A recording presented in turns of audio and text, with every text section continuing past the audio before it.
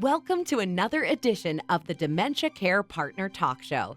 Now, here's dementia care expert Teepa Snow and your host, Greg Phelps.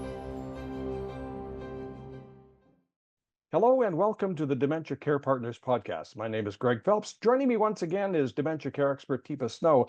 And the fact is, Teepa, that most older adults spend most of their time at home. We can sort of go off on a tangent on that one, but now here's a hard question. Why is that? And I ask because research has shown that getting out of the house might actually help seniors live longer. And this also applies to care facilities. So as a parent, do I feel the need to coop them up, or institutions think it's safer to keep them in their confines? Or are there so many reasons that we can't just give one? Yeah. It's a really interesting phenomena that we find people start engaging in, which is my nest becomes smaller rather than. So when we work, we go from home to work, to the store, to pick the kids up. I mean, if we look at our lives are spent in a series of go here, go there, come back home, go from here to there, go around, and then come back home. So it's a centering space. And part of our culture is when people retire, it's like, well, now I don't go to work. And we've had like a couple of generations now where, well, what am I going to do with my time now that I have all this free time? The problem is they haven't really prepared for it. They haven't really gotten themselves on board with it. So they don't have a game plan. And they're suddenly in this space without knowing what they're going to do in that space. And then it just starts to be, well, I'll just hang out here. Or we'll go on a cross country trip, or we'll go on a vacation. Well, after you've done that, then you come back home. And it's like, okay, so what am I going to do now? And the evidence is people who find volunteer opportunities, people who find community service opportunities, people who find a second career, third career, people who find places and spaces and people and projects to stay engaged with do live better and live longer. And so then I would ask the question, just like you do, Greg, why is it we put people away in places and lock doors? Huh. We should save that as a whole separate subject sometime, shouldn't we? We should, because, but I Yeah. mean, even without locked doors, we put everybody over there in one slot. And then again, we serve them, but we don't give them opportunities for service. We are so busy trying to put them on a cruise ship. It's like people have fun on a cruise ship to start with, but most individuals after a while are ready to come home to port and go home. It's a journey you want to be on for a while, and then it's like, well, now I'm ready to go home. Well, Um, after the 20th day, I was ready to get off the boat. there you go. And so what ends up happening is you end up spending more time in your room doing things that are more quiet and private. If you're more of a person that, okay, I'm tired of all these people. I'm tired of going to the dining room and having to get dressed up.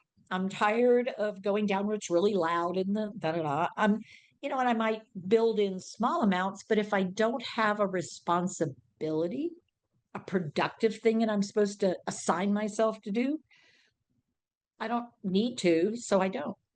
And without realizing it, I don't and I don't and I don't.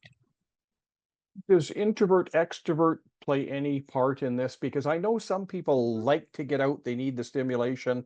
There's other people who getting out means going to the garden and they're happy as a clam. Yeah. So, So yeah, getting out can take many forms. I mean, we get in our mind, extroverts, of course, tend to think getting out and being around people is the thing to do. But I mean, I can get out and go do things that have value and meaning in the world. And I might not see people at all. I might see birds or trees, or I might be digging away. I might be sweating like well, I don't know what you sweat like. It's not a pig. Pigs don't sweat. That's why they have to get in the mud. Sweating a lot, just dripping sweat, and probably not looking my best, but boy, I'm having a great time because I feel like I'm helping something. And, people may stop by and I may say a few words, but then I'm right back to work because it's my job that I've chosen to do that gives me that internal sense of value. So you always say, know your person, know your person, know your person. We can't have checklists for everything. Or do you have a book that has all of the checklists that we can, Yeah. rip that page out and Well, we do have the me sheet and we do have picture me. And we do have things now that we've put together because we keep hearing, yeah, but I didn't know that. It's like, well, let's take some time to get to know that before you start trying to come up with things for folks to do.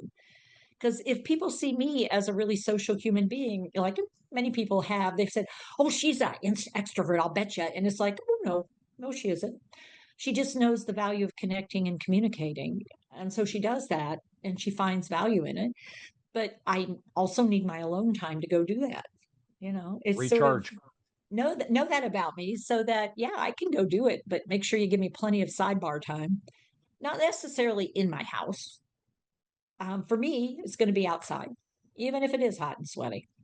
You'll just have to watch me for hydration. I think we talked about that another time. There was an interesting comment in an article about how I decide that I'm going to take Granny or Mum to the mall.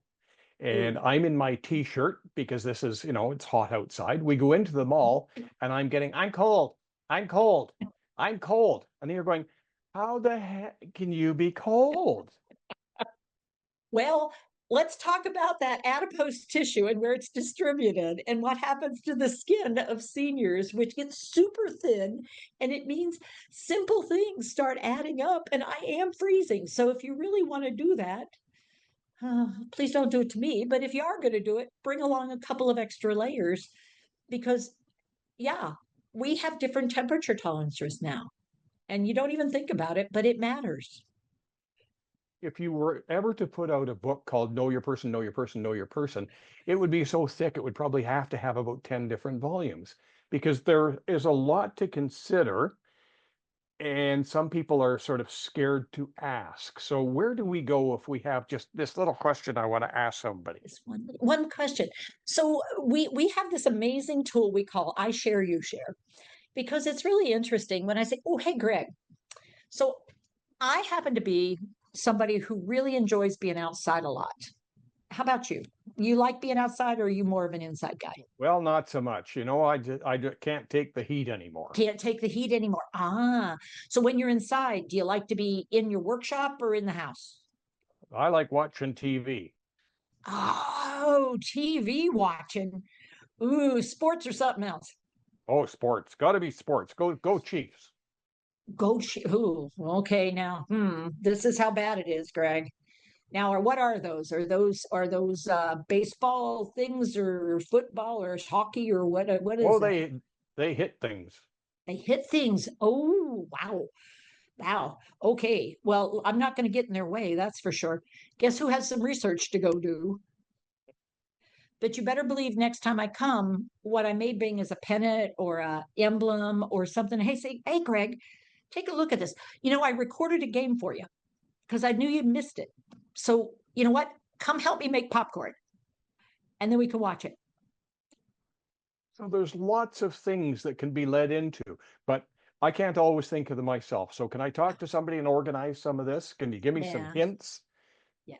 What we have is we have what's called engagement leader skills because we believe in leading and engagement makes a big difference. So, yeah, you can get up with us, consult with us, talk with us about what you're curious about. We have some resources, some printed, some available online, webinars, recordings. We have some things in Accepting the Challenge, which is a video we did. So we have a bunch of stuff, which makes it hard, but we'll help you sort of figure out where to get started, maybe. Teepa, thank you very much. Thank you, Greg. You've been listening to the Dementia Care Partners podcast brought to you by Positive Approach to Care. For more information, go to teepasnow.com.